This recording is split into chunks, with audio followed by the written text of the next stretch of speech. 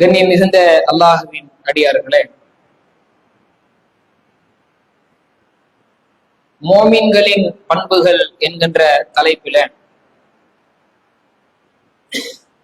இறை நம்பிக்கை கொண்டிருக்கிற நாம் நம்முடைய வாழ்க்கையில எது போன்ற பண்புகளை பேணி நடக்க வேண்டும் என்றும் எது போன்ற பண்புகளை தவிர்த்து கொள்ள வேண்டும் என்றும் இஸ்லாம் நமக்கு அறிவுறுத்துகிறதோ அத்தகைய பண்புகளைத்தான் இன்றைய ஜும்மா உரையில நாம் அறிந்து கொள்ள இருக்கின்றோம். பொதுவாக ஒரு மனிதனை பற்றிய நல்ல மதிப்பை உயர்த்தி தருவது, நம்மீதான ஒரு நல்ல மதிப்பை அதிகப்படுத்தி தருவது எதுவென்று பார்த்தால் நற்பண்புகள் மட்டும்தான். ஒரு இடத்துல கோடி கோடியாக பொருளாதாரம் இருந்தாலும், ஒருவரிடத்திலே பதவி, பணம், பட்டம் என்று விலை மதிக்க முடியாத பல தகுதிகள் ஒருவரிடத்திலே இருந்தாலும் சிறந்த நல்ல பண்பு இல்லை என்று சொன்னால் அவர் மனிதர்களுக்கு மத்தியிலே குறைத்துத்தான் மதிப்பிடப்படுவார். நிறைய கல்வி இருக்கும், நிறைய பட்டங்களை பெற்றிருப்பார், ஆனால் அவர் மக்கள் மத்தியிலே பெற்றிருக்கிற பெயர் என்ன என்று பார்த்தால் படித்தும் பயன் இல்லாதவன், பட்டம் பெற்றும் பிரயோஜனம் இல்லாதவன்.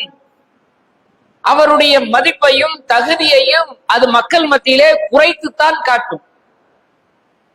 நிறைய பொருளாதாரத்திற்கு அதிபதியாக இருக்கிறார், கோடான கோடி செல்வங்களுக்கு அதிபதியாக இருக்கின்றார். நல்ல பண்புகள் அவரின் வாழ்க்கையிலே இல்லை என்று சொன்னால் மக்கள் மத்தியிலே அவர் பெறுகின்ற பெயரும் எதுவாக இருக்கும் என்று பார்த்தால் ஒரு குறைவான மதிப்பை, குறைவான மரியாதையைத்தான் அவர் பெற்றிருப்பார். உலகிலே வாழுகின்ற அனைத்து மக்களாலும் போற்றப்பட வேண்டும் என்று சொன்னால், தலை நிமிர்ந்து நடக்க வேண்டும் என்று சொன்னால், நம்முடைய வாழ்க்கையையும் நம் குடும்பத்தாரின், நம் சந்ததிகளின் வாழ்க்கையையும் தலை நிமிரச் செய்ய வேண்டும் என்றால் அதற்கு நம்முடைய வாழ்க்கையிலே நல்ல பண்புகளை பேண வேண்டியது அவசியம். இஸ்லாமிய மார்க்கம் நற்பண்புகள் சார்ந்து பல அறிவுரைகளை நமக்கு சொல்லுகிறது.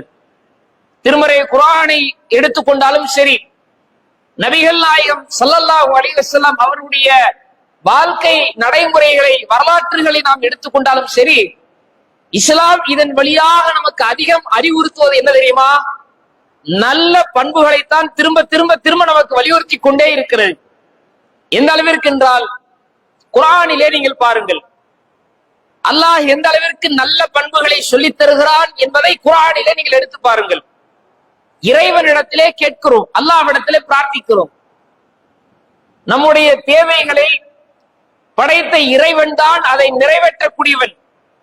அவனை அன்றி யாரும் நம்முடைய தேவைகளை நிறைவேற்ற முடியாது. அப்படிப்பட்ட இறைவனிடத்திலே நீங்கள் பிரார்த்திப்பதாக இருந்தால் கூட அல்லாஹ் என்ன சொல்லி ஆரம்பிக்கிறான் தெரியுமா? நல்ல பண்புகளை கொண்டு நீங்கள் அல்லாஹ்விடத்திலே கேளுங்கள். குர்ஆனிலே இறைவன் சொல்லுகின்றான், பொறுமையை கொண்டும் தொழுகையை கொண்டும் அல்லாஹ்விடத்திலே கேளுங்கள். அல்லாஹ்விடத்திலே நீங்கள் உங்களுடைய தேவைகளை, உங்களுக்கான கோரிக்கைகளை, இறைவா எனக்கு என்ன தேவை இருக்கு என்று அல்லாஹ்விடத்திலே நீங்கள் கேட்பதாக இருந்தாலும் எதை அல்லாஹ் செய்ய சொல்றான்? பொறுமையை கொண்டு தொழுகையை கொண்டு கேளுங்க. பொறுமை என்கிற நல்ல பண்பை செயல்படுத்தி அல்லாஹ்விடத்தில் உங்கள் துஆக்களை வையுங்கள் என்று திருமறை குர்ஆன் நமக்கு நல்ல பண்பை போதிக்கக்கூடியதை பார்க்கிறோம். எந்த இடத்துல இருந்து போதிக்கிறான்னு பாருங்க. இப்ப நல்ல பண்பு ஒரு இடத்துல நாம பாடமா நடத்துறோம், பிறருக்கு அறிவுரை சொல்றோம். எந்த இடத்துல இருந்து நல்ல பண்பை சொல்லுவோம்? நாம் நல்ல மனநிலையில இருக்கிறோம், சொல்ற இடத்துல இருக்கிறோம். ஒருத்தர் நாம சொல்றத காது கொடுத்து கேட்கிற நிலையில இருக்கிறாரு, எதை சொன்னாலும் கேட்பாரு அப்படின்னா அவருக்கு சில நல்ல பண்புகளை அட்வைஸ் பண்ணுவோம். அல்லாஹ் எந்த இடத்துல சொல்றான்னு பாருங்க. யாருகிட்டயுமே நம்ம உதவி கேட்க முடியாது. அல்லாஹ்வை இன்றி எவரிடத்திலேயும் கையேற்ற முடியாது. இறைவனே பிரார்த்தனைகள் செய்வதற்கு தகுதியான உரியவன். அப்படிப்பட்ட ரப்புல் ஆலமீன் போய் இறைவா என் துவாவை ஏத்துக்க, எனக்கான தேவையை பூர்த்தி செஞ்சு கொடுன்னு நீங்க மன்றாடி அல்லாஹ்ட்ட சரணடைகிறதா இருந்தா கூட நல்ல பண்புகளை கொண்டு போங்கன்னு அல்லாஹ்விடத்தில் கேட்கக்கூடிய பிரார்த்தனையில கூட அல்லாஹ் என்ன செய்ய சொல்றான், அந்த பண்புகளை நமக்கு சொல்லி தரத பார்க்கிறோம். நபிகள் நாயகம் ஸல்லல்லாஹு அலைஹி வஸல்லம் அவங்களுடைய வாழ்க்கையில நீங்க பாருங்க, எந்த அளவிற்கு நற்பண்புகளின் மறு உருவமாக ரசூலுல்லாஹி ஸல்லல்லாஹு அலைஹி வஸல்லம் அவர்கள் வாழ்ந்திருக்கிறார்கள் என்பதற்கு நபிகளாரின் வாழ்க்கையிலே உள்ள சில வரலாறுகளை சான்றுகளை நம்ம பார்க்க முடியும். நபிகள் நாயகம் ஸல்லல்லாஹு அலைஹி வஸல்லம் ஒரு முறை ஆயிஷா ரலியல்லாஹு அன்ஹா அவங்கள்ட்ட சொல்றாங்க. எது சம்பந்தமாக ஆயிஷா ரலியல்லாஹு அன்ஹா அவங்கள்ட்ட பேசுறாங்கன்னா, ஒரு பிராணியை பற்றி, ஒட்டகத்தை பற்றி ஆயிஷா ரலியல்லாஹு அன்ஹா அவங்கள்ட்ட பேசுறாங்க. என்ன நல்ல பண்பை சொல்லி கொடுக்கறாங்கன்னா, ஒருவர் அந்த ஒட்டகத்தை விரட்டுகிறார், மிரட்டுறாரு. ஒரு பிராணியை எழுப்புறதுக்கு மிரட்டுவோம்ல, ஓரமா அடிச்சு நகர்த்துவோம்ல, அந்த மாதிரி ஒட்டகத்தை ஒருவர் மிரட்டுகிறார். ஆயிஷா ரலியல்லாஹு அன்ஹா அவர்களுக்கு ரசூலுல்லாஹி ஸல்லல்லாஹு அலைஹி வஸல்லம் அவர்கள் அப்போது சொல்றாங்க, நிதானத்தை கையாளுங்க, பொறுமையா இருங்க. பொறுமையா ரசூலுல்லாஹ் எங்க வந்து சொல்றாங்கன்னு பாருங்க. ஒருத்தர் கோவப்பட்டார்னா தன் மனைவி இடத்தில் கோவத்தை காட்டுறாரு, தன் பிள்ளை இடத்துல கோவத்தை காட்டுறாரு, தாய் தந்தை கிட்ட போய் வீரவசனம் பேசுறாரு. எப்ப கொஞ்சம் பொறுமையா இர, எதுக்கு ஆவேசப்படுற, ஆதங்கப்படுற, கொஞ்சம் நிதானமா இரன்னு சொல்லுவோம்ல. ரசூலுல்லாஹி ஸல்லல்லாஹு அலைஹி வஸல்லம் மனிதர்களையும் தாண்டி விலங்கினத்துல அந்த பிராணிகளுக்கு மத்தியில நிதானத்தோடு பொறுமையோடு அதை கையாளுங்கள். இந்த பிராணிகளை பற்றி கூட அல்லாஹ் உங்களிடத்தில் மறுமையில கேள்வி கேட்பான், அதற்கும் நீங்கள் பதில் சொல்லி ஆகணும்னு சொல்லி ஆயிஷா ரலியல்லாஹு அன்ஹா அவர்களிடத்துல சொல்றாங்க, ஒட்டகத்தை நீங்க தட்டி எழுப்புறதுல நிதானத்தோடு இருந்துக்குங்க.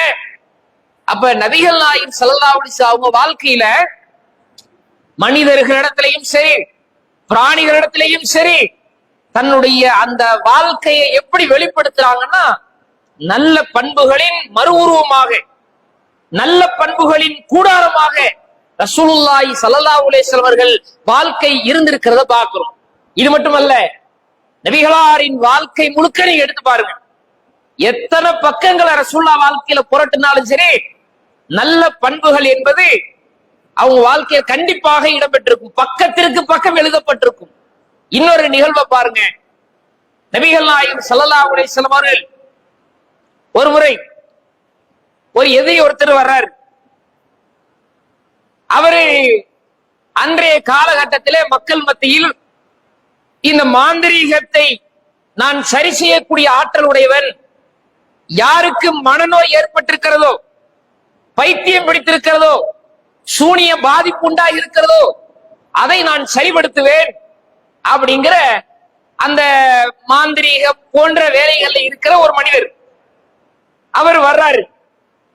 வந்து நபிகள் நாயகம் ஸல்லல்லாஹு அலைஹி வஸல்லம் கிட்ட சொல்றாரு, உங்களுக்கு யாரோ ஒருவர் சூனியம் வைத்திருக்கிறார், அந்த சூனியத்தினுடைய பாதிப்பால் தான் நீங்கள் உங்களை தூதர் என்று சொல்லுகிறீர்கள். ரசூலுல்லாஹ் பாதிப்புனால தூதர்னு சொல்லல, அல்லாஹ்வே அவர்களை தூதராக ஆக்கினான். லக்கது கான லக்கும் ஃபீ ரசூலுல்லாஹி உஸ்வத்துன் ஹஸனா.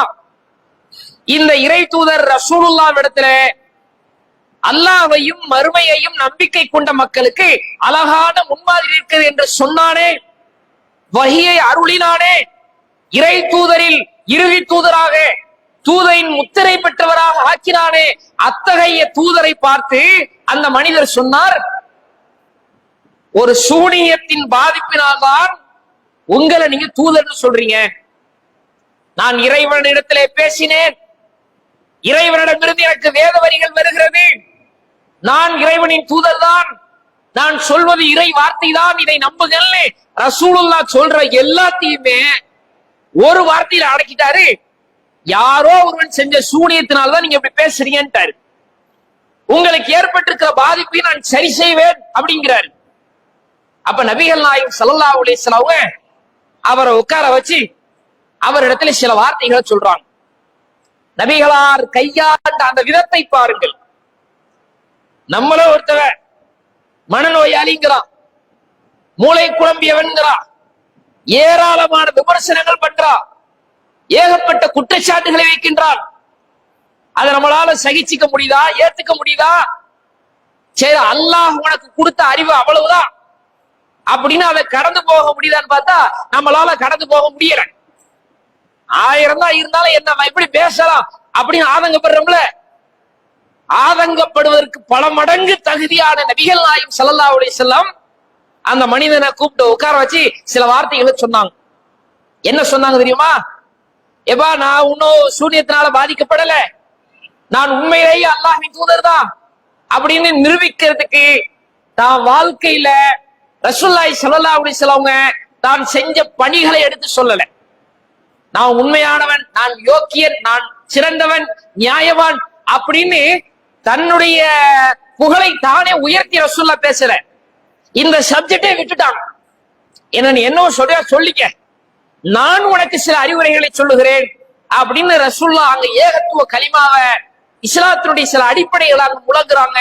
என்ன சொன்னாங்க தெரியுமா? இன்னல் ஹம்தலில்லாஹி நஹ்மதுஹு வ நஸ்தஈனுஹு மை யஹ்திஹில்லாஹு ஃபலா முதில்ல லஹு வ மை யுத்லிலுஹு ஃபலா ஹாதிய லஹு. ரசூலுல்லாஹி ஸல்லல்லாஹு அலைஹி வஸல்லம் இப்படி இந்த சில வார்த்தைகளை ஓதுறாங்க. இதை கேட்ட உடனே அவருடைய உள்ளத்திலே ஒரு மிகப்பெரிய ஒரு மனமாற்றம். சொன்னார், கடலின் ஆழத்தை தொட்டதை போல நீங்க சொன்ன வார்த்தை என்னுடைய ஆழ் மனதை தொட்டு விட்டது என்று அவர் இஸ்லாத்தை ஏற்ற அந்த நிகழ்வை வரலாறுகள்ல பார்க்க முடியும். எதிரியாகத்தான் இருந்தார். நபிகளாரை பற்றி பல குறைகளையும் விமர்சனங்களையும் அள்ளி வீசினார். அப்படிப்பட்டவரை கூட ரசூல்லா என்ன மாதிரி டீல் பண்றாங்க, எப்படி கையாளுறாங்கன்னு பார்த்தா தன்னுடைய நல்ல குணத்தை, நல்ல பண்பை அங்கே வெளிப்படுத்தி ரசூல்லா வென்றெடுத்த வரலாறு பார்க்கிறோம். இது மாதிரி நபிகளாருடைய வாழ்க்கை முழுக்க நீங்க எடுத்துக்கங்க, நற்பண்புகள் தான் அதிகமாக நிறைந்திருக்கிறது. ஏனென்றால் இஸ்லாம் நமக்கு அதிகம் போதிப்பது என்ன தெரியுமா? தொழுகையை பேணுங்கள், நோன்பெறுங்கள், ஏழை எளிய மக்களுக்கு தான தர்மம் செய்யுங்கள், ஹஜ் உம்ரா போன்ற வணக்க வழிபாடுகளை செய்யுங்கள் என்று மட்டும் இஸ்லாம் சொல்லல. உங்க வாழ்க்கையில அமல் இருக்க வேண்டும், அதோடு சேர்ந்து பல நல்ல பண்புகளும் இருக்கணும். அல்லாஹ் திருமறை குர்ஆனிலே சொல்லுகின்றார். சூரா அல் முஃமினூன் 22வது அத்தியாயம் 23வது அத்தியாயம் அந்த வசனத்திலே அல்லாஹ் சொல்லுகிறான், மூமின்கள் எப்படிப்பட்டவர்கள்? அல்லதீன ஹும் ஃபீ ஸலாத்திஹிம் காஷிஊன், அவர்கள் தன்னுடைய தொழுகைகளில் பணிவை பேணுவார்கள். தொழுவாங்கன்னு அல்லாஹ் சொல்லல. மூமின்களுடைய பண்பை பத்தி அல்லாஹ் சூரா அல் மூமினூன், சூராவுடைய பேரே மூமின், அந்த சூராவுடைய 2வது வசனத்தில் அல்லாஹ் சொல்றா, அல்லதீன ஹும் ஃபீ ஸலாத்திஹிம் காஷிஊன், அவர்கள் தங்கள் தொழுகையில் பணிவை பேணுவார்கள். வெறுமனே தொழுகிறவன் பேர் மூமின் இல்லை. அந்த தொழுகையை பணிவோடு தொழுவான், வாழ்க்கை முழுக்க பணிவாக நடப்பான், பொறுமையாக நடப்பான். இறைவனுக்கு செய்ய வேண்டிய வணக்கம் என்று வந்துவிட்டால் அதிலேயும் பணிவோடு நிதானத்தோடு நடந்து கொள்வான். அவனே முஃமின் என்று அல்லாஹ் சொல்லுகிறான் என்றால் சிந்திச்சு பாருங்க. அப்ப மூமின்களிடத்திலே இருக்க வேண்டிய மிக முக்கியமான ஒரு பண்பு பணிவு இருக்க வேண்டும், பொறுமை இருக்க வேண்டும், நிதானம் இருக்க வேண்டும். இத்தகைய பண்புகள் நம் வாழ்க்கைக்கு மிக அவசியமான ஒன்று. இரண்டாவது, ஒரு மூமினிடத்திலே இருக்க வேண்டிய மற்றொரு பண்பு என்னவென்று பார்த்தால் பலரையும் அரவணைக்கக்கூடிய பண்பு இருக்கணும். அல்லாஹ்வுடைய தூதர் நபிகள் நாயகம் ஸல்லல்லாஹு அலைஹி வஸல்லம் அவர்கள் யாராக இருந்தாலும் அவர்களை அரவணைத்து வாழ்ந்தார்கள்.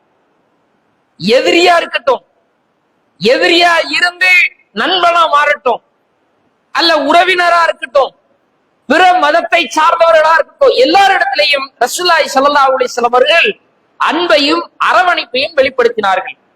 வரலாற்றிலே நீங்கள் பாருங்கள், நபிகள் நாயகத்தினுடைய வாழ்க்கையிலே பாருங்கள், தூதராக ஆவதற்கு முன்பே ரசூலுல்லாஹ்விடத்திலே இந்த பழக்கம் இருந்துச்சு, இந்த பண்பு இருந்துச்சு. பலரையும் அரவணைக்கக்கூடிய இந்த பண்பு இருக்கிறதே, இது ரசூலுல்லாஹ் தூதராக ஆவதற்கு பிறகு இல்ல, தூதராக ஆவதற்கு முன்பே இந்த பண்பு இருந்ததாக ஹதீஸ்களே இடம்பெறுகிறது. நபிகளார் ஜிப்ரீல் அலைஹிஸ்ஸலாம் அவர்கள் பார்த்துவிட்டு பயந்து வீட்டுக்கு வர்றாங்க. தன்னுடைய மனைவி ஹதீஜா ரலியல்லாஹு அன்ஹா அவங்கள்ட்ட சொல்றாங்க, என்னைய போத்துங்க போத்துங்கன்னு பயந்து ஓடி வர்றாங்கல்ல. அப்ப வீட்டுக்கு ரசூலுல்லாஹி ஸல்லல்லாஹு அலைஹி வஸல்லம் வந்த உடனே ஆயிஷா ரலியல்லாஹு அன்ஹா அவங்க என்ன செய்றாங்க, ரசூலுல்லாஹ்வை போர்த்தி அவங்களுடைய பதற்றத்தை குறைக்கிறாங்க. சில வார்த்தைகளை பேசுறாங்க. கணவனிடம், கவலைப்படாதீங்க, இறைவன் அல்லாஹ் உங்களை கைவிட மாட்டான். ஏனென்றால் நீங்கள் உங்களுடைய உறவுகளை எல்லாம் அனுசரித்து வாழ்றீங்க, அரவணைச்சு வாழ்றீங்க. ரசூலுல்லாஹ் தூதரா ஆவதற்கு முன்பே எப்படி வாழ்ந்திருக்கிறாங்க?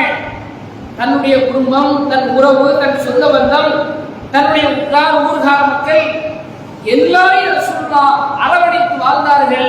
அதை ஹதீஜா ரலியல்லாஹு அன்ஹா சொல்றாங்க, இப்படிப்பட்ட நல்ல பண்புடைய உங்களுக்கு இறைவன் எந்த ஆபத்தையும் எந்த பாதிப்பையும் கொடுக்க மாட்டான், கவலைப்படாதீர்கள் என்று அல்லாஹ் உங்களுக்கு நல்லதான் நாடுவான்னு சொல்லும் போதே அவருடைய நல்ல பண்பை எடுத்து காட்டுறான். ஒரு ஆள் நோய்வாய்ப்பட்டிருக்கிறாரு, நாம அவருக்கு சில ஆறுதலான சில வார்த்தைகளை சொல்றோம். பயத்துல பதற்றத்துல நமக்கு என்ன நடக்க போகுங்கிற ஒரு கவலையில ஒருத்தர் இருக்கிறாரு. நாம அவருக்கு சில அறிவுரைகளை சொல்றோம். அல்லாஹ் உங்களுக்கு லேசாக்குமா, கவலைப்படாதீங்க, உங்களுக்காக நான் அல்லாஹ்ட்ட துஆ செய்றேன் அப்படின்னு சொல்றோம்ல. இவ்வளவுதான் நம்ம வார்த்தை. ஹதீஜா ரலியல்லாஹு அன்ஹா அவங்க என்ன சொல்றாங்க, கவலைப்படாதீங்க, அல்லாஹ் உங்களுக்கு அப்படி ஒரு பாதிப்பை கொடுக்க மாட்டான். ஏன்னா உங்க வாழ்க்கை முழுக்க நல்ல பண்பா செய்றீங்க, நல்ல பண்புகளோடு இருக்கிறீர்கள், உறவுகள் எல்லாம் அரவணைத்து வாழ்றீங்க, உங்களுக்கு ஏதாவது பாதிப்பு வருமா, கவலைப்படாதீங்க, அல்லாஹ் லேசாக்குமா. நபிகளாருடைய தூதுத்துவ பணி ஆரம்பிப்பதற்கு முன்பே உறவுகளை அனுசரித்து அரவணைத்து வாழ்ந்தார்கள் என்று இந்த வரலாறு நமக்கு சொல்லலையா? நீங்க நம்முடைய வாழ்க்கையை பாருங்க. அரவணைப்பு, பிறரோடு அன்பு பாராட்டுதல் எத்தனை மக்கள் இருக்கும். உடன் பிறந்தவர்களுக்கு மத்தியிலே கூட இந்த அன்பையோ அரவணைப்பையோ பார்க்க முடியாது. சமீபத்தில் ஒரு 4-5 நாளைக்கு முன்னால வடமாநிலத்தில் நடந்த ஒரு சம்பவம் செய்திகள் வந்துச்சு. தாய் இறந்து சடலமாய் கிடக்கிறார். அவர்களுக்கு பிறந்த பிள்ளைகள் அடிச்சுக்கிறாங்க. நகையை யார் பங்கு போடுறது, பணத்தை யார் பங்கு போடுறது, நிலத்தை யார் பங்கு போடுறது, இது எல்லாத்தையும் முடிவு பண்ணதுக்கு அப்புறம் தான் இந்த பாடியை தூக்கணும். அது வரைக்கும் யாரும் ஜனாசாவை தூக்கிடக்கூடாதுன்னு சொல்லி தாயின் இறுதி காரியத்தை, அடக்கம் செய்ய வேண்டிய காரியத்தை தள்ளி போடுறாங்க. கிட்டத்தட்ட இறந்து அந்த உடல் 2 நாட்களாக வீட்டிலேயே தங்க வைக்கப்பட்டிருக்கிறது. ஜனாசாவை அப்படியே போட்டு வச்சிருக்கிறாங்க. இந்த தகராறு முடிஞ்சதுக்கு அப்புறம் தான் அந்த தாயின் உடல் நல்லடக்கம் செய்யப்படுகிறது. கூட பிறந்த அண்ணன் தம்பியே தன்னுடைய தாயின் இறுதி காரியம் முடியாட்டினாலும் பரவாயில்ல, சொத்து உனக்கா எனக்கா, உறவை அனுசரிக்கின்ற விதத்தை பாருங்கள், அன்பு பாராட்டக்கூடியதை பாருங்கள். நபிகளாரின் ஸல்லல்லாஹு அலைஹி வஸல்லம் அவர்கள் சொன்னார்கள், அபூதர் ரலியல்லாஹு அன்ஹு அவர்களிடத்திலே சொல்றாங்க, உங்க வீட்டுல சமைத்த அந்த குழம்பை நீங்க மாத்திரம் சாப்பிடாம உங்களுடைய பக்கத்து வீட்டுக்காரருக்கு கொடுத்து சாப்பிடுங்க. அப்ப அபூதர் ரலியல்லாஹு அன்ஹு அவர்கள் சொன்னார்கள், அல்லாஹ்வின் தூதரே, எங்க வீட்டுல சமைச்ச இந்த குழம்பு எனக்கே பத்தாது, கொஞ்சம் தான் இருக்கு. பக்கத்து வீட்டுக்கு கொடுக்கறதா இருந்தா எக்ஸ்ட்ரா இருந்தா கொடுக்கலாம், இது எனக்கே பத்தாத. நபிகளார் அல்லாஹ்வின் தூதர் அவர்கள், ஒரு நாட்டின் நிர்வாகம் செய்து கொண்டிருக்கிற ஜனாதிபதி அவர்கள், உன் வீட்டுல சாப்பாடு இல்ல உனக்கு தான் பத்துங்கிறதுனால உன் வீட்லயாவது உனக்கு சாப்பிட அளவுக்கு இருக்குது, பக்கத்து வீட்டுக்கார அது கூட இல்லாம இருப்பான். அதனால உன்னுடைய குழம்பில், நீ சமைத்த குழம்பில் கொஞ்சம் தண்ணீரை சேர்த்துக்கொள். தண்ணீரை சேர்த்தா இருக்கிறத விட கொஞ்சம் அதிகமாகும். அதிகமாயிடுச்சுல, இப்ப பக்கத்து வீட்டுக்காரன் கொடுத்து சாப்பிடு. அண்டை வீட்டாளராக இருக்கட்டும், உடன் பிறந்தோராக இருக்கட்டும், உங்களுடைய ரத்த வழி சொந்தங்களா இருக்கட்டும், தாய் வழி சொந்தங்கள், தகப்பன் வழி சொந்தங்கள், இப்பேற்பட்ட இந்த உறவுகளை அன்பு பாராட்டி அரவணைத்துக் கொள்ளுங்கள் என்று இஸ்லாம் நமக்கு சொல்லலையா? இஸ்லாம் நமக்கு கற்றுத்தரலையா? நபிகள் நாயகம் ஸல்லல்லாஹு அலைஹி வஸல்லம் அதுக்கு நன்மை சொல்றாங்க. நன்மையை நன்றாக கவனித்துக் கொள்ளுங்கள். யார் அல்லாஹ்வின் திருப்திக்காக ஒருவரை நேசித்தாரோ, அன்பு காட்டினாரோ, அரவணைத்தாரோ, அவருக்கு அல்லாஹ் கொடுக்கின்ற கூலி என்ன தெரியுமா? நாளை மறுமையிலே அரிசின் நிலையில் அல்லாஹ் அவரை நிற்க வைத்து கண்ணியப்படுத்துவான். அல்லாஹ்வுக்காக நேசித்தார். காசு கிடைக்கும், பதவி கிடைக்கும், பணம் கிடைக்கும், பட்டம் கிடைக்கும், இவரோடு இருந்த நல்ல சொகுசாவல் அதுக்கு இல்லை. இறைவனுக்காக நான் இவரை நேசிக்கிறேன், எந்த எதிர்பார்ப்பும் இல்லை, இறைவன் எனக்கு நன்மை தருவான் என்ற ஒரு காரணத்திற்காக யார் அன்போடு நடக்கிறாரோ, அரவணைக்கிறாரோ, இந்த நல்ல பண்பை வெளிப்படுத்தினாரோ அவருக்கு கிடைக்கின்ற கூலி என்ன தெரியுமா? அல்லாஹ் அவரை அரிசி நிலையிலே நிற்க வைக்கின்றான். எப்பேற்பட்ட பாக்கியம், எப்படிப்பட்ட சிறப்பு! நபிகளாருக்கு சொல்றாங்க, மன் அஹப்ப அய்யுதஸலஹு ஃபீ ரிஸ்கிஹி வ யுன்ஸலஹு ஃபீ அஸ்ரிஹி, யாருக்கு வாழ்நாள் நீட்டிக்கப்பட வேண்டும் என்று ஆசை இருக்கிறதோ, யாருக்கு அல்லாஹ் ரிஸ்கை அதிகமாக்கி தர வேண்டும் என்று ஆசை இருக்கிறதோ, அத்தகைய மக்களுக்கு ரசூலுல்லாஹ் சொல்றாங்க, இந்த ஆசை இல்லாத உலகத்தில் யாரு? பொதுவா எல்லா மனுஷங்களும் சேர்த்துதான். ரசூலுல்லாஹ்வுடைய வார்த்தை பிரயோகத்தை பாருங்க. மன் அஹப்ப அய்யுதஸலஹு ஃபீ ரிஸ்கிஹி, வாழ்க்கையிலே எனக்கு அல்லாஹ் ரிஸ்கை அதிகப்படுத்த வேண்டும் என்று ஆசைப்படுகிறீர்களா? வ யுன்ஸலஹு ஃபீ அஸ்ரிஹி, உங்களுடைய வாழ்நாளை ஹயாத் அல்லாஹ் நீட்டிக்கும் என்று ஆசைப்படுகிறீர்களா? அப்படி என்றால் ஃபல்யஸில் ரஹிமா, உங்களுக்கு அல்லாஹ் தந்திருக்கிற உறவுகளை பேணி நடங்கள். அன்பையும் அரவணைப்பையும் தன் உறவினர்களுக்கு மத்தியிலே யார் வெளிப்படுத்துகிறாரோ அவருக்கு ரிஸ்கை அல்லாஹ் அதிகப்படுத்துகிறான், வாழ்நாளை அல்லாஹ் நீட்டித்து தருகிறான். வாழ்நாளை நீட்டிச்சு தரான்னா என்ன அர்த்தம்? நம்ம மவுத்து தேடி தள்ளி போது அர்த்தம் இல்ல. 60 வயசுல அல்லாஹ் மவுத்தை நிர்ணயிச்சிருக்கிறான். நாம அன்பையும் அரவணைப்பையும் செலுத்துறதுனால 60ல இருந்து 70 வயசா, அந்த அர்த்தம் இல்ல. மரணம் வரைக்கும் துன்பம் இல்லாமல் நிம்மதியான மரணம், நிம்மதியான வாழ்க்கை. அல்லல் பட்டு அவதிப்பட்டு மரணிக்கின்ற ஒரு நிலை இருக்குள்ள அந்த நிலை இல்லாம கடைசி காலம் வரைக்கும் மன நிம்மதியோடு இருந்து வாழ்ந்து மரணிக்கிறாரே, அப்படிப்பட்ட ஒரு வாழ்க்கையை, அந்த ஹயாத்தை அல்லாஹ் தருகின்றான். அதான் வாழ்க்கையை நீட்டிச்சு தர, அந்த வார்த்தை அதான் அர்த்தம். சிந்திச்சு பாருங்க, மூமின்களுடைய பண்புகளான இந்த பண்புகள் நம்முடைய வாழ்க்கையில் இருக்கிறதா? நிதானத்தோடு நடக்கின்றோமா? பொறுமையை பேணுகிறோமா? உறவுகளுக்கு மத்தியிலே, நண்பர்களுக்கு மத்தியிலே, உடன்பிறவா சகோதரர்களுக்கு மத்தியிலே அல்லது உடன்பிறந்த சகோதரர்களுக்கு மத்தியிலே அன்பையும் அரவணைப்பையும் வெளிப்படுத்துகிறோமா? சிந்திச்சு பாருங்க. இன்றைய காலகட்டத்தின் சூழல் யாரோடும் யாருக்கும் எந்த உறவும் இல்லை அப்படிங்கிற மாதிரி ஆயிடுச்சு. ஒரு வீட்டுல 4 பேர் இருக்கிறாங்கன்னா 4 பேரும் ஒன்னா சேர்ந்து உட்கார்ந்து பேசுறது கூட கிடையாது. 4 பேர் 4 வேலையில இருப்பாங்க. கிழக்குல, மேற்குல, தெற்குல, வடக்குல 4 பக்கம் பிரிச்சு உட்காந்துங்க. ஓ போன்ல நீ பேசுக, என் போன்ல நான் பேசுகிறேன். எங்கேயோ வெளியில உங்களோட போன் அடிச்சு நல்லா இருக்கியா, சாப்பிட்டியான்னு விசாரிக்கலாம, உன் பக்கத்துல இருக்கிறவன விசாரிச்சியா, சாப்பிட்டியான்னு கேட்டியா? நோய்வாய்ப்பட்டிருப்பவனை நலம் விசாரித்தியா? அப்ப நம்முடைய வாழ்க்கையில பேண வேண்டிய இந்த நல்ல பண்புகளை நாம் தவறவிட்டோம் என்று சொன்னால் இந்த உலகத்தில் மக்கள் மத்தியிலே அது நம்முடைய மதிப்பை குறைச்சிருக்கு. உலகத்திலே மக்களின் மதிப்பை குறைச்சிருச்சுங்கிறது மட்டுமல்ல, மறுமையில் அல்லாஹ்வுக்கும் நமக்குமான அந்த உறவையே துண்டிச்சு. அல்லாஹ் சொல்லுகின்றான், அல்லாஹ் சொல்வதாகவே நபிகளார் சொல்லுகிறார்கள், எவன் ஒருவன் தன் வாழ்க்கையிலே மென்மையை, நல்ல பண்பை இழந்து விட்டானோ அவன் நன்மையை இழந்து விட்டான். யார் மென்மையை பேணினாரோ, நல்ல பண்பை பேணினாரோ அவர் நன்மையை பெற்றுக் கொண்டார். நபிகளாருடைய இந்த வார்த்தைகள் நம்ம கவனிக்கணும். இறைவனுக்கு பிடித்தமான மனிதனாக சிறந்த அடியாராக நம்மை மாற்றித்தரப் போவது எதுவென்றால் நம்முடைய வாழ்க்கையிலே உள்ள நல்ல பண்புகள் தான். அந்த நல்ல பண்புகளிலே நாம் கவனம் எடுக்க வேண்டும். நம் வாழ்க்கையிலே தவிர்க்க வேண்டிய பண்புகள் என்ன? பேர வேண்டிய பண்புகள் நிதானத்தையும் அரவணைப்பையும் பார்த்தோம்.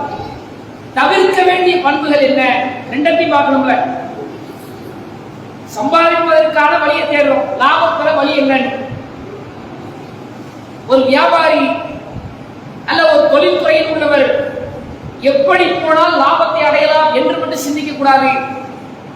எப்படி போனால் நஷ்டம் பெறாமல் இருக்கலாம் அதையும் யோசிக்கணும். இப்படிலாம் போனா வியாபாரத்தை இப்படி முன்னேற்றினா நான் லாபம் பெறுவேன், அது மட்டும் ஒரு வியாபாரியினுடைய ஒரு தொழில்துறையில் உள்ளவரின் சிந்தனை இல்லை. இப்படி போனால் லாபம் பெறுவனா, இப்படி போகக்கூடாதுங்கிற அறிவு சேர்க்க வேண்டும். வாழ்க்கையிலே முன்னேறுவதற்கு, நல்ல மதிப்பை உயர்த்துவதற்கு, அல்லாஹ்விடத்திலே சிறந்த அடியானாக மாறுவதற்கு நல்ல பண்பு எப்படி அவசியமோ அதே போன்று நம் வாழ்க்கையிலே தீய பண்பை ஒழிப்பதும் அவசியம். அப்படி என்ன தீய பண்புகள் நம் வாழ்க்கையில் இருக்கிறது என்று பார்த்தால் நிறைய பண்புகளை சொல்லலாம். ஒரு சில பண்புகளை மட்டும் உங்களுக்கு நினைவுபடுத்துகிறேன். நம்முடைய பேச்சிலே கவனம் எடுக்கணும். நம்ம பேசுறோம்ல, அந்த வார்த்தைகளிலே கவனம் எடுக்க வேண்டும். நபிகள் நாயகம் ஸல்லல்லாஹு அலைஹி வஸல்லம் சொன்னார்கள், ரத்தின சுருக்கமா சொன்னாங்க, ஒரு மனிதன் நாளை மறுமையிலே நரகத்தில் தள்ளப்படுவான். நரகமே ஆழமான தூரம் உடைய நரகம். ரசூலுல்லாஹ் அந்த தூரத்தை பற்றி சொல்றாங்க. கிழக்கிற்கும் மேற்கிற்கும் எவ்வளவு இடைப்பட்ட தூரம். கிழக்கும் மேற்கும் பகல் இல்லை. கிழக்கு ஒரு திசை, மேற்கு ஒரு திசை. கிழக்கும் மேற்கும் எவ்வளவு தூரம், அதை விட அதிகமான தூரத்தில் அவர் நரகத்தில் கிடப்பார். அவர் யாரு? என்ன பாவம் செஞ்சாரு? வட்டி வாங்கினவரா, விபச்சாரம் பண்ணவரா, யாரையாவது குத்தி கொலை பண்ணவரா, இல்ல திருடினவரா? எதுக்காக இவன் கிழக்குக்கும் மேற்குக்கும் அதை விட தூரமான நரகத்திலே கிடக்கின்றானே, அப்படிப்பட்ட பாவி அவன் யார்? நபிகளார் சொன்னார்கள், எவன் பின்விளைவை யோசிக்காமல் ஒரு வார்த்தையை பேசுகிறாரோ அவர் கிழக்கிற்கும் மேற்கிற்கும் இடைப்பட்ட தூரத்தை விட அதிகமான தூரத்தில் நரகத்தில் கிடப்பார். சிந்திச்சு பாருங்க. நாம நினைச்சிட்டோம் அல்லாஹ்வுக்கு இணை வைக்கிறவன், பெரிய பெரிய இஸ்லாத்திலே தடுக்கப்பட்ட பெரும் பாவங்களை செய்பவன் தான் நரகத்திலே கிடப்பான் என்று நினைக்கின்றோம். அதையும் தாண்டி ஆழமான நரகத்திலே எது தள்ளும் தெரியுமா? நம்முடைய பேச்சில் கவனம் செலுத்த தவறினால் அது நம்மை நரகத்தில் தள்ளும். ஒரு பழமொழி சொல்வாங்கல்ல, பல்லாக்களை ஏறுறது வாயால, பல்லு உடையது வாயால. ஒருத்தரை தூக்கி சிம்மாசனத்துல உட்கார வச்சு அழகு பாக்குறாங்கன்னா அதுக்கு அவன் வாய் தான் காரணமா இருக்கும். பேசி பேசி பேசியே ஒருத்தன் பிரதமர் பதவிக்கு வந்திருப்பான், நடக்குதான் செய்யும். ஒருத்தருக்கு வாய் உடைஞ்சிருச்சு, பல்லு உடைஞ்சிருச்சு. ஏன்னா உடைஞ்சி? நான் பேசுறதுனாலதான். பதவி இழைப்பது வாயாலே, பல்லு உடைவது வாயாலே என்பதை போல ஒருவன் நரகத்திலே தள்ளப்பட்டிருக்கிறான் என்றால் அதற்கு காரணம் ஒருவனின் பேச்சாகத்தான் இருக்கு. ரசூலுல்லாஹ் எச்சரிக்கிறார், பேச்சில் கவனம் செலுத்துங்கள், பின்விளைவை யோசிக்காமல் ஒன்றை பேசாதீர்கள். எந்த விஷயத்தை நீங்க யாராவது இருக்குங்க, நான் வாழ்க்கையில 70 வருஷம் அனுபவம் இருக்கட்டுமே, 40 வருஷம் அனுபவம் இருக்கட்டுமே, நான் படிக்காத படிப்புல வாங்காத பட்டவங்கள இருக்கட்டும்பா, நீ பேசும்போது கவனமா பேசு. ரசூலுல்லாஹ் சொல்றாங்க, பின்விளைவை யோசிக்காமல் ஒன்றை பேசாதீர்கள்.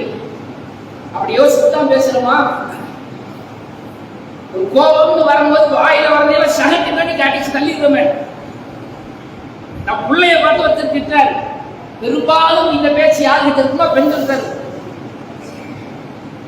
10வது 12வது முடிச்சு ரிசல்ட் வெளியாகும் போது அவன் பதட்டத்திலே இருப்பான். ஃபெயில் ஆகுறதை விட பெரிய பதட்டம் அவனுக்கு எதுன்னா, வீட்டுல என் பேரண்ட்ஸ் எப்படி சமாளிக்க போறாங்க இருக்கான். 4 அடி அடிச்சா கூட தாண்டிக்கலாங்க. ஆனா அவன் பேசுற வார்த்தை இருக்கிற சுவாரெல்லாம் கேட்கவே முடியாது. 5 சப்ஜெக்ட்ல ஃபெயில்னா கூட அவன் தைரியமா ஏத்துக்குவான். இது உமா திட்டத்தையும் வாப்பா திட்டத்தையும் இந்த காதுல கேட்கணுமே, அதுக்குதான் பயப்படுறான். வாயில ஒரு வார்த்தையை சகட்டு மேனிக்கு அடிச்சு தள்ளுது. எல்லாம் உருப்பிட மாட்டேன், விளங்க மாட்டேன், வாழ்க்கையில முன்னேற மாட்டேன். பாடம் மதிப்பெண் தான் ஒரு மனிதனின் வாழ்க்கையை தீர்மானிக்கிறார். ஒரு மனிதனுடைய வாழ்க்கையை தீர்மானிப்பது எது? பள்ளிக்கூடத்தில் இருக்கிற மார்க்கா, 10th 12th வந்த ரிசல்ட்டா? அவருக்கு தனிப்பட்ட ஒரு தனி தகுதிகள் இருக்கும். நிச்சயமாக அதை ஒருவன் யோசித்து தன் வாழ்க்கையில முயற்சி செய்வதற்கான வழிகளை தெரிந்தால் முன்னேறலாம். அதை விட்டுட்டு மற்ற பிள்ளைகளோடு கம்பேர் பண்ணி என்ன செய்வாங்கன்னா கண்டவனுக்கு திட்டுவாங்க. உருப்பட மாட்டேன்னு சொல்றது. உருப்பட மாட்டேங்கிற வார்த்தையை ஒரு தாயோ தந்தையோ நீங்கள் யாரை பார்த்து பயன்படுத்தலாமா? அல்லாஹ் என்ன விதி எழுதி வச்சிருக்கான்னு நமக்கா தெரியும்? உருப்பட மாட்டேன், விளங்க மாட்டேன், வாழ்க்கையில முன்னேற மாட்டேன், கல்சரியா போயிட்ட அப்படின்னா அப்படித்தான் போவான் என்று உங்களுக்கு எப்படி தெரியும்? அல்லாஹ்வை போன்று உங்களுக்கு மறைவான ஞானம் இருக்குதா? அல்லாஹ் தான் மறைவானவற்றை அறிந்தவன், விதியை அறிந்தவன்.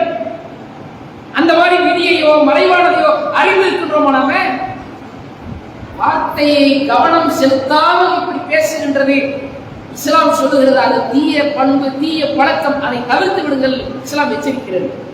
நபிகளோ அதை எச்சரிக்கிறார்கள். இன்னும் சில பேர் பார்க்கலாம், தன்னுடைய சகோதரிக்கு மத்தியில கணவன் இடத்துல மற்ற சக தோழிகள் இடத்துல என்ன செய்வாங்கன்னா அந்த வார்த்தையை கவனம் செலுத்தாமல் பேசுவாங்க. ரசூலுல்லாஹி ஸல்லல்லாஹு அலைஹி வஸல்லம் ஒரு முறை சொன்னாங்க, பெருநாள் முறையில ஆண்கள் பகுதியில பெருநாள் உரையை முடிச்சுட்டு ரசூலுல்லாஹ் பெண்கள் பகுதிக்கு போறாங்க. பெண்கள் பகுதியில உரை நிகழ்த்துறாங்க. உரை நிகழ்த்தும் போது ரசூலுல்லாஹ் சொல்றாங்க, பெண்களே நீங்கள் அதிகம் தர்மம் செய்யுங்கள், தர்மம் செய்து உங்களை நீங்கள் நரகத்திலிருந்து காப்பாற்றிக் கொள்ளுங்கள், ஏனென்றால் நான் பெண்களை தான் அதிகம் நரகத்திலே பார்க்கிறேன் என்று ரசூலுல்லாஹி ஸல்லல்லாஹு அலைஹி வஸல்லம் சொல்றாங்க. ஒரு பெண்மணி எழுந்திருச்சு கேட்கிறாங்க, யார சொல்லுவா, பெண்களை அதிகம் நீங்கள் நரகத்தில் பார்க்க என்ன காரணம்? ஆண்கள் யாரும் பாவம் எல்லாம் உத்தமரா? எல்லா சொர்க்கத்திற்கான டிக்கெட் வாங்கி ரிசர்வேஷன் பண்ணி வச்சிருக்காங்களா? எல்லாத்தையும் பாவம் செய்யற ஆளுக்கு தான் செய்வாங்க. ஆண்களையும் பாவம் செய்யற ஆளு இருப்பாங்க, பெண்களையும் இருப்பாங்க.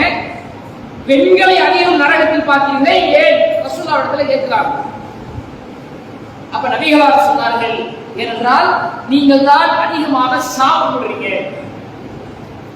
சாபம் என்ற பண்பு ஆண்களிடத்தில் இருக்காது. கோபத்துல திட்டுவா, வார்த்தையை கண்டமணிக்கு திட்டுறது தப்புதான். ஆனால் சாபம் விடுகின்ற பண்பு ஆண்களிடத்தில் அந்த பழக்கம் இருக்காது. பெண்களிடத்தில் நிறைய சபிப்பாங்க, சாபம் விடுவாங்க. இந்த சாபம் விடுவதன் காரணமாக பெண்கள் அதிகம் நரகத்தில் இருப்பதை பார்த்தேன். இன்னொரு காரணத்தில் சொல்றாங்க, உங்கள் கணவன்மார்களுக்கு நீங்கள் நன்றி மறக்கிறீங்க. நன்றி மறக்கிறதுனா நன்றி கேட்டு நடக்கிறதுனா வார்த்தையில பேசுறதுதான். கல்யாணம் முடிஞ்சு 1 வருஷம் தான் ஆகுது, அந்த வீட்டை பாருங்க. அவர் கொண்டாடிய தாங்க நீ என்ன இருக்கிய மனுஷன், 25 வருஷம் ஆகுது, ஒரு இடத்துல கூட்டிட்டு வைப்பியா, ஒன்னு வாங்கி கொடுத்துருப்பியா, ஒன்னு கட்டிக்கிட்டு எனக்கு எதுவுமே நடந்ததில்லை, எந்த பிரயோஜனமும் இல்லைன்னு சொல்லி நன்றி கெட்ட வார்த்தைகளை சில பெண்கள் பேசி விடுவார்கள். அல்லாஹ்வின் தூதர் அவர்கள் சொன்னார்கள், கணவன்மார்களுக்கு நன்றி மறக்கின்ற பெண்களையும் அதிகமாக சாபப்படுகின்ற பெண்களையும் நான் நரகத்திலே பார்த்தேன். உங்களை நீங்கள் நரகத்தில் காத்துக் கொள்ளுங்கள் என்று ஸல்லல்லாஹு அலைஹி வஸல்லம் பெண்களுக்கு அறிவுறுத்தினதை பார்க்கிறோம். அப்ப நம்முடைய வாழ்க்கையில பேண வேண்டிய நல்ல பண்புகளும் இருக்கிறது, தவிர்த்துக் கொள்ள வேண்டிய தீய பண்புகளும் இருக்கிறது. இந்த பண்புகளை நாம் ஒழுங்குபடுத்தினால் நம் வாழ்க்கையில் இதை சரிப்படுத்தினால், எதையோ சரிப்படுத்த நினைக்கிறோம், நம்முடைய உருவத்தை அழகுபடுத்தணும்னு நினைக்கிறோம், சரிப்படுத்தணும்னு நினைக்கிறோம், பொருளாதாரத்தை சரிப்படுத்த நினைக்கிறோம், நம்ம தங்கியிருக்கின்ற வீட்டை நம்ம ஆசைக்கு தகுந்த மாதிரி அதை சரி பண்ணிக்கிட்டே இருக்கின்றோம். நம்முடைய வாழ்க்கையில இந்த பண்புகளை சரி செய்ய ஆரம்பிப்போம். எல்லோரையும் அரவணைப்போம், எல்லோருக்கும் அன்பாய் நடப்போம், நிதானமாய் நடப்போம், அன்பான அழகான பிறரின் உள்ளங்களை வென்றெடுக்கின்ற அந்த வார்த்தைகளை, அழகான சொற்களை பேசுவோம். இது இந்த உலகத்தில் அனைத்து மக்கள் மத்தியிலையும் நமக்கு ஒரு நல்ல மதிப்பை உண்டாகும். நாம் எதை பெற்றோமோ இல்லையோ, ஆயிரக்கணக்கான மக்களின் துஆக்களை பெற்றோம். நம்ம மரணச்சோடு வைங்க, நம்மை பற்றி அறிந்திருக்கிற பல பேர் நம்ம பார்ப்பதற்காக என்ன செய்வாங்கன்னா அல்லாஹ் இடத்துல கையேறுவாங்க. ஜனாசாவை பார்க்க முடியாவிட்டாலும் எங்கோ ஒரு இடத்துல இருக்கிறாங்க, நாம மரணித்த செய்தி எப்படியோ கிடைச்சிரும். இன்னைக்கு இருக்கிற சமூக வலைதளங்கள்ல இவர் மரணிச்சிட்டாரு அப்படின்னு ஒரு போட்டோ போட்டா போதும், அது ஒரு செகண்ட்ல 1000-2000 பேருக்கு அப்படியே ஷேர் ஆயிடும். மரணித்து விட்டோங்கிற செய்தி கிடைச்சிச்சுன்னா இந்த மனுஷனா நல்ல தன்மையான மனுஷனாச்சே, பொறுமையான மனுஷனாச்சே, அல்லாஹ் அவருடைய கபர் வாழ்க்கையை லேசாக்கட்டும், அவருடைய குடும்பத்தாருக்கு அல்லாஹ் அமைதியை கொடுக்கட்டும், இவருடைய மறுமை அல்லாஹ் வெற்றியாக ஆக்கி தரட்டும்னு நமக்காக 2 நிமிஷம் ஒதுக்கி துவா செய்ய மாட்டார். கண்டிப்பாக துவா செய்வார். அவர் வாழ்நாள் முழுக்க துவா செய்கிறாரோ இல்லையோ, மரணித்த செய்தியை கேட்டால் இன்னா லில்லாஹி வ இன்னா இலைஹி ராஜிஊன், யா அல்லாஹ் இவர் பாவத்தை மன்னிச்சிரேன்னு ஒரு வார்த்தை வருமா வராதா? அந்த துவாவை யாரால பெற முடியும்? நான் கோடிக்கணக்கான சொத்துக்கு அதிபதிங்கிறதால அந்த துவா எனக்கு கிடைச்சிருமா? நான் நிறைய பணமும் பட்டமும் பதவியும் வச்சிருக்கிறேங்கிறதால அந்த துவா கிடைச்சிருமா? என்னிடத்துல அந்த நல்ல பண்பு இருந்தால் இன்ஷா அல்லாஹ் நிச்சயம் கிடைக்கும். அப்பேற்பட்ட அந்த நல்ல பண்புகளை தவற விட்டு விடாமல், அதை இழந்து விடாமல் நம்முடைய வாழ்க்கையை அதை பேணி வாழ்வதற்கு முயற்சிப்போம். அல்லாஹ் ரப்பல் ஆலமீன் அத்தகைய நல்ல பண்புடைய சிறந்த நன்மக்களாக நம் அனைவரையும் ஆக்கி அருள் செய்வானாக. வாஹிரு தஅவானா அல்ஹம்துலில்லாஹி.